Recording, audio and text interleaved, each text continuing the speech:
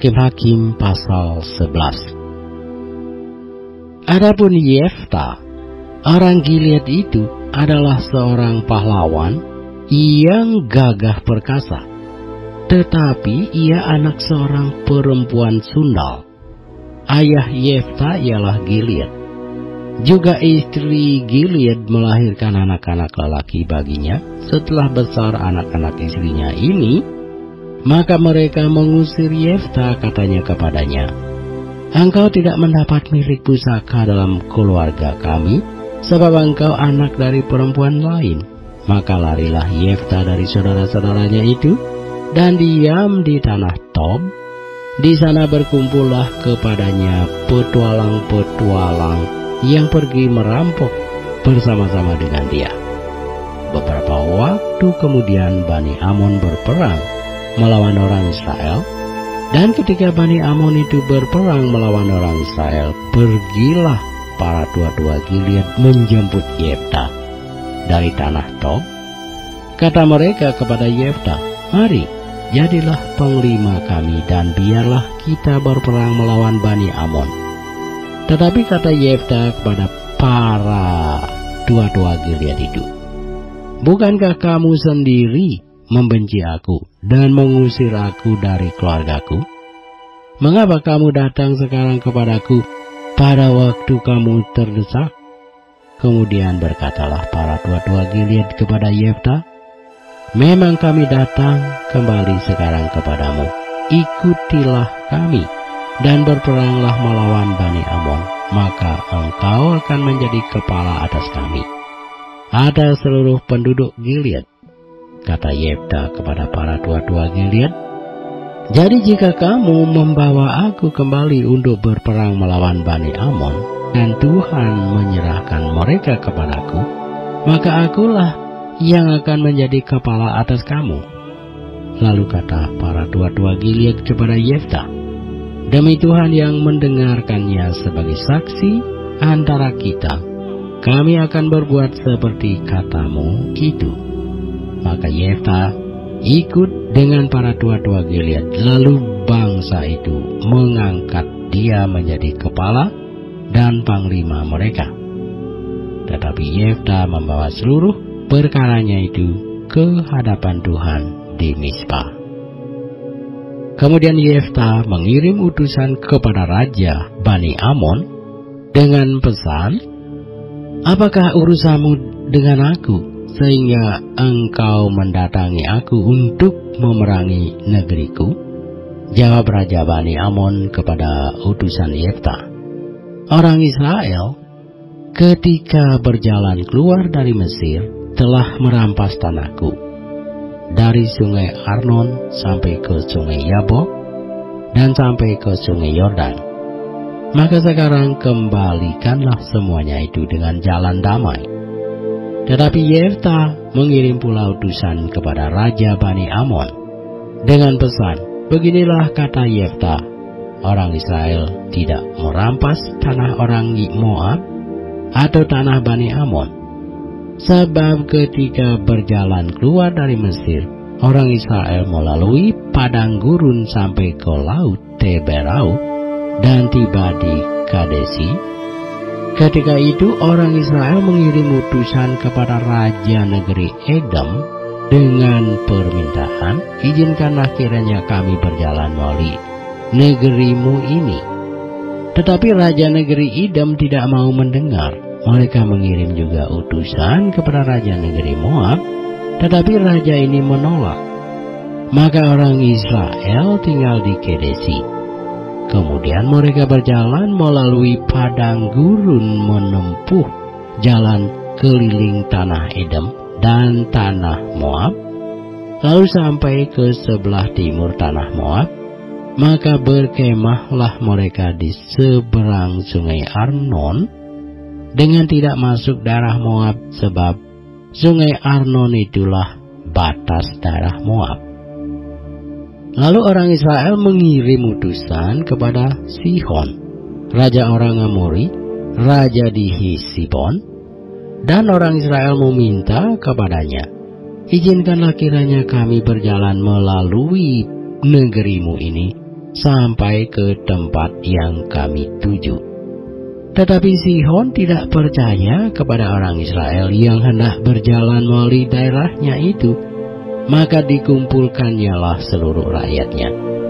Ia berkemah di Yahas, lalu berperang melawan orang Israel. Tetapi Tuhan Allah Israel menyerahkan Sihon dengan seluruh rakyatnya ke dalam tangan orang Israel. Dan mereka dikalahkan, sehingga orang Israel menduduki seluruh negeri kepunyaan orang Amori, penduduk negeri itu. Demikianlah dimiliki orang Israel seluruh daerah orang Amori itu, dari sungai Arnon sampai ke sungai Yabok, dan dari padang gurun sampai ke sungai Yordan. Maka sekarang Tuhan Allah Israel telah merebut milik orang Amori bagi Israel umatnya. Apakah engkau hendak memiliki pula tanah mereka itu? Bukankah engkau akan memiliki apa yang diberi oleh Kamos Allahmu? Demikianlah kami memiliki segala yang direbut bagi kami oleh Tuhan Allah kami. Lagi pula, apakah engkau lebih baik dari Balak bin Sipor, Raja Moab? Pernahkah ia menuntut hak kepada orang Israel, atau pernahkah ia berperang melawan mereka?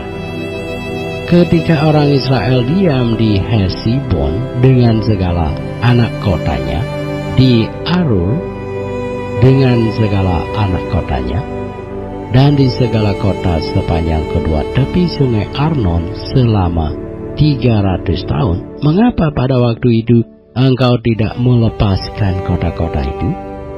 Jadi aku tidak bersalah terhadap engkau, tetapi engkau berbuat jahat terhadap aku dengan berperang melawan aku.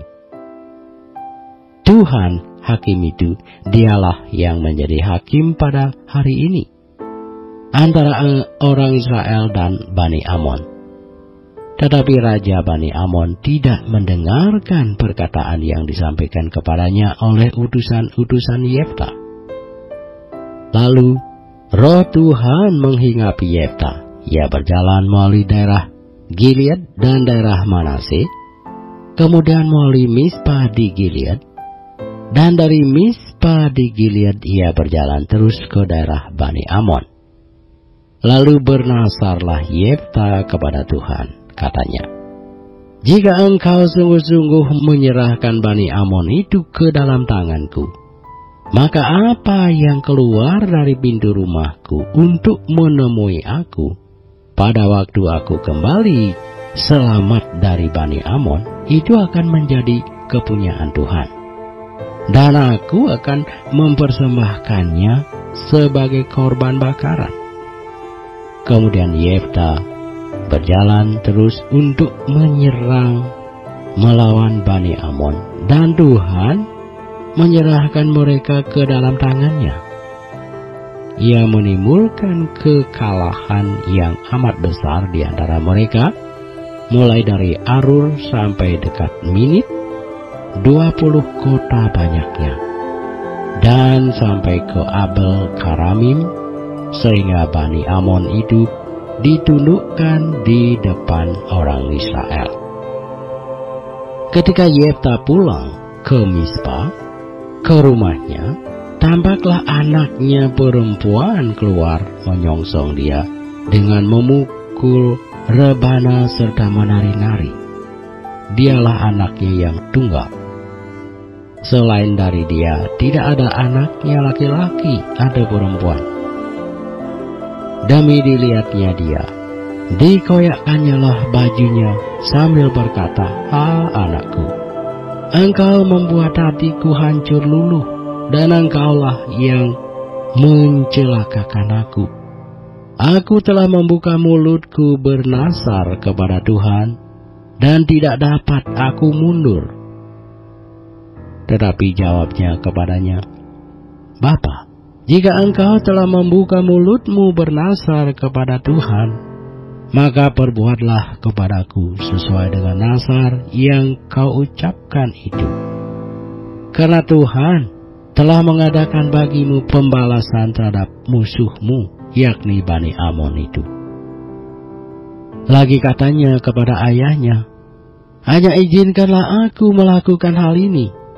Berilah keluasan kepadaku 2 bulan lamanya, supaya aku pergi mengembara ke pegunungan dan menangisi kegadisanku bersama-sama dengan teman-temanku. Jawab Jefta, pergilah. Dan ia membiarkan dia pergi 2 bulan lamanya.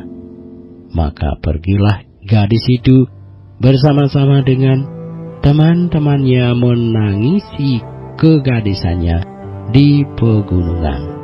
Setelah lewat kedua bulan itu, kembalilah ia kepada ayahnya, dan ayahnya melakukan kepadanya apa yang telah dinasarkannya itu.